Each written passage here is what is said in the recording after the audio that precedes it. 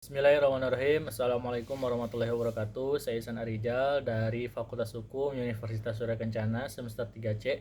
Di sini saya akan mereview pertemuan kelima yang disampaikan oleh Ibu Profesor Dr. Hajah Heni Nuraini SHMH dan juga asisten dosennya yaitu Bapak Dr. M. Rendi Aridayandi SHMH tentang bentuk ketiga yaitu turut serta melakukan atau mede pleger.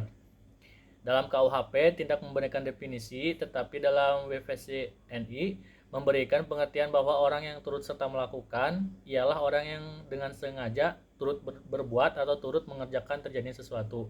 Syarat-syarat turut serta melakukan: yang pertama ada kerjasama secara sadar. Kerjasama di sini harus ditujukan pada suatu perbuatan yang berupa kejahatan.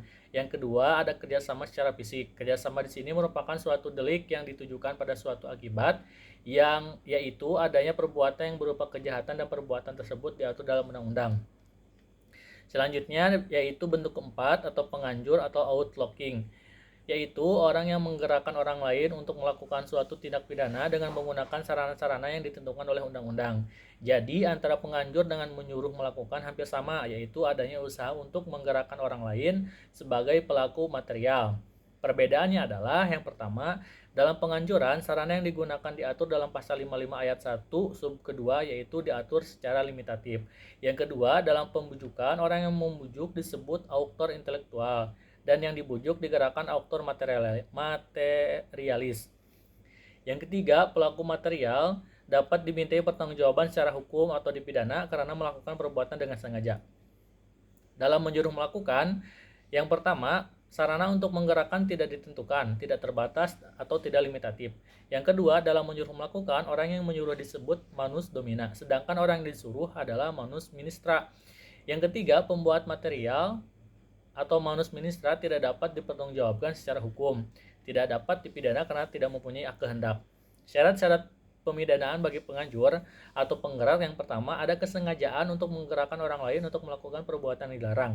Yang kedua, menggerakkan atau menganjurkannya dengan daya upaya atau sarana-sarana dalam pasal 55 ayat 1 sub kedua.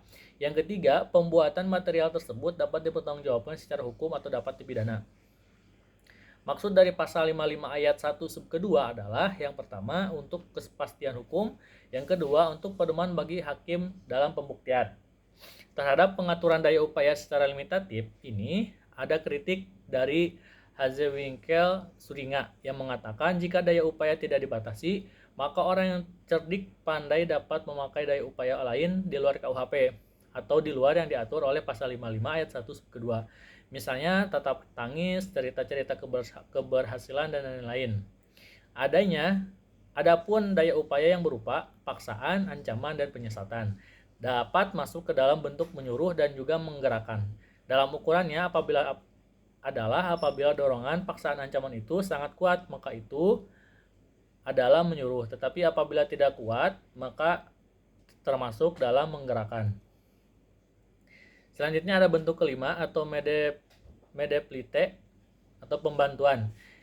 Pembantuan di sini diatur dalam pasal 56 KUHP, yaitu ada dua bentuk. Yang pertama pada saat kejahatan dilakukan, yang kedua sebelum kejahatan dilakukan. Pertanggungjawaban pembantu yaitu KUHP mengatur pidana untuk pembantuan adalah lebih ringan daripada pelaku. Pasal 57 ayat 1 dan 2 yaitu maksimum pidana pokok dikurangi sepertiga.